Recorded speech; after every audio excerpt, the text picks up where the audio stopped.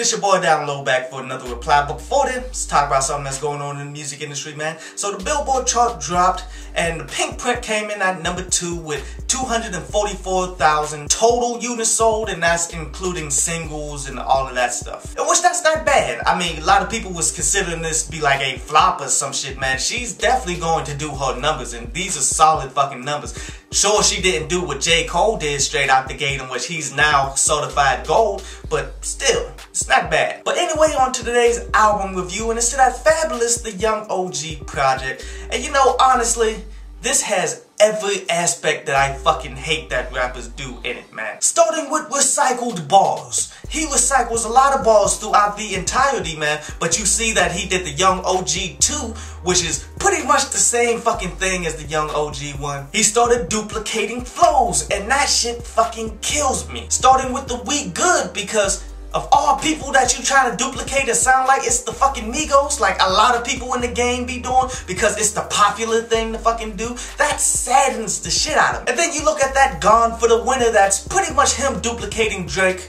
Like, damn, even though I did like when the song switched off at the very end of that joint, we came to this project to hear Fabolous, not fucking Drake. And then he retorted a lot of classic bars on here too, like, and nothing more obvious than that rapping sex, where he pretty much took Jay-Z's nigga what nigga who verse and just spit that shit bar for a little minute, dude. Like, and I understand that that joint was hot and it was the inspiration of the track, but still, you don't take bar for bar the exact same thing that motherfucker said. That's borderline fucking theft. Like, all of these things ruined this project all the way around, to the point that the last couple mixtapes that he dropped on the same day was so much fucking better. There was some decent parts of this stuff, like that All Good was cool. As I said, the ending of Gone for the Winner was cool. I did like this rendition of Young OG 2, but still, it's not enough to save this project, man. Honestly, this joint is like a 5 out of 10, and one that I would say go ahead and skip past that shit all the way. But anyway, on to today's article from downloadpass.com, and today's article is about letting the lies about Antonio Martin begin,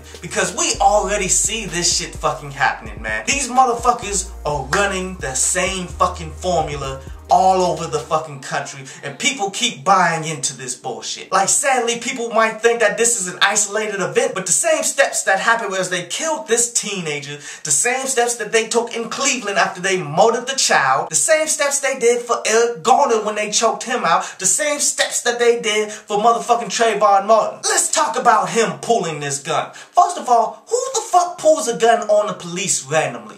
Does that even make any fucking sense? Second of all, why did the gun show up 2 hours later? Like, how the fuck did they find that shit 2 hours after the fucking fact, when it was nowhere to be found off the visual evidence that was there? Everybody wanted to go into Antonio Martin's history. How's about the history of this police force that got caught planting fucking weapons before? How's about that shit? Why did they show the camera footage of all the way the fuck down that way when there are cameras 5 feet away from this incident? Why wasn't the police officer wearing his fucking camera that people paid for them to wear? And on a side note, can't you obviously tell that shit wasn't to protect the fucking people if they have the power to take it off or the power to turn it off? Don't you see the obviousness of the severity of the situation that we are in, that these motherfuckers openly declared war on us? We got the paperwork of the police in New York City saying that they are declaring war on us, and people still don't want to believe this shit. They're going to spit on Antonio Martin's grave and try to drag him through the mud so that they can get these people off for murder, because they've done it consistently, dude.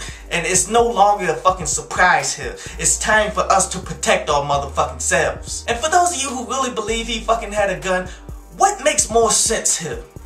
The fact that he would pull a fucking gun on a armed police officer to fucking commit suicide pretty much, or he would pull out a phone like everyone has been doing so people could see the harassment that was happening to him? Which makes more sense? Common fucking sense. I hope you enjoyed the show. You can follow me at Twitter up there, and you can go to downloadpass.com, that's down there, to read today's article.